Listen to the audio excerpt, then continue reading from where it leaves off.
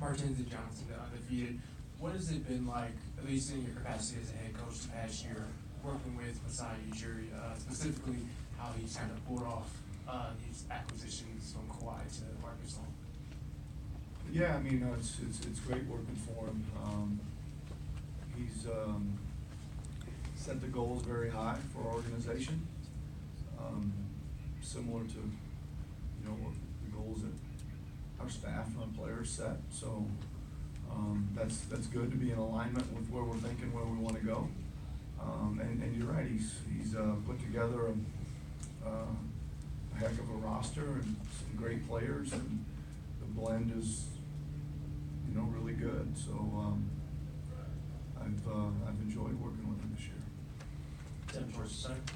Nick, when you try to get ready from one game to the next, particularly this deep in a series, I think you guys have only been outscored in 4 quarters in 5 games. Do you have to sort of resist the urge to change things just for the sake of change when you look at the 5 games and say that you pretty much control? Yeah, well, yeah, great question. I mean, it is something you back and forth a little bit because you think, here's another coverage we could use, or another matchup, or we could flip in and out of this coverages or whatever defense we decide to play.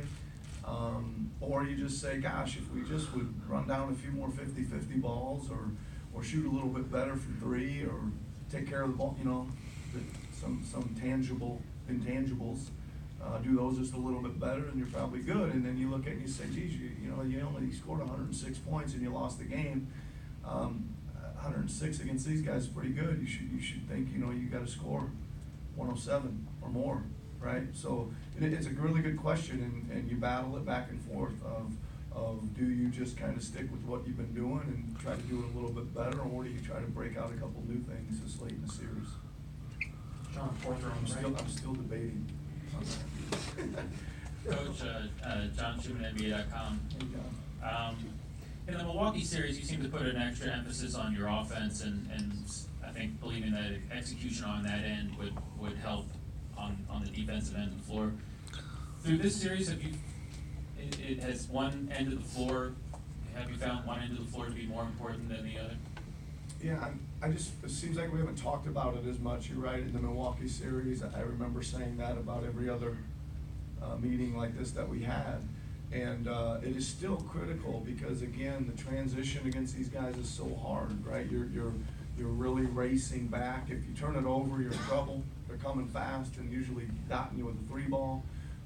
If you don't score in stretches, they're playing with it off the rim on long rebounds or whatever. And again, they're coming hard. And everybody's seen, when Green gets one, he's going to push it, and it's going to be super fast-paced, and they got some guys that can shoot it, on the kick-out. So it really is critical for us to, A, take care of it, and B, score it fairly consistently so we can make them take it out of the net some. So is that end of the floor maybe what you could maybe get stressed a little bit more about during the course of the game? Yeah, I mean, and again, I think there's, we've taken care of it pretty well. You always want to cut down on the turnovers no matter what number you end up with. But pretty good, right? We've generated a lot of shots at the rim. We've got to the free throw line. We've got what I consider, for the most part, pretty good looks from behind the 3-point line. We've got to shoot them a little bit better than we did in the last game, for sure. Steve, fourth row over here. Nick, Steve Simmons, Toronto Sun. Pascal struggled in the last 4 games. He didn't play in the final 9 minutes in the previous game. What are you seeing from him, and how worried are you that maybe this moment is too big for him? Yeah, I'm not worried about that at all, right? I think he's proven all playoffs long, and even all season long, that he's a primetime player. The other night, I just, if I want me to be totally candid, I wasn't happy with his defensive effort. I thought he just could have done more. He could have been more active. He could have got down in his stance earlier and more often, and just been more of a problem at that end. And that's why he wasn't in there at the end. Eric on the right side. Eric Green, The Athletic. Dating back to the game in San Antonio all the way back in January, you guys have played in some pretty emotional gyms. That obviously wasn't the best night. How do you guys think you've improved in those scenarios since then? And given the context of tonight, is it something you talk about beforehand?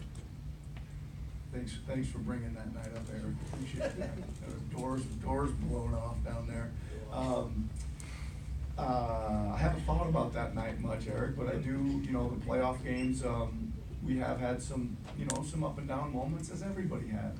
This team we're playing tonight has had some really, really up and down moments in the playoffs. That's the nature of this. I think if I'm close to correct, our last regular season game was 2 months ago. So 2 months of basketball is gonna be some ups and downs in it. After that San Antonio loss, we got on a plane and went to Milwaukee and beat them.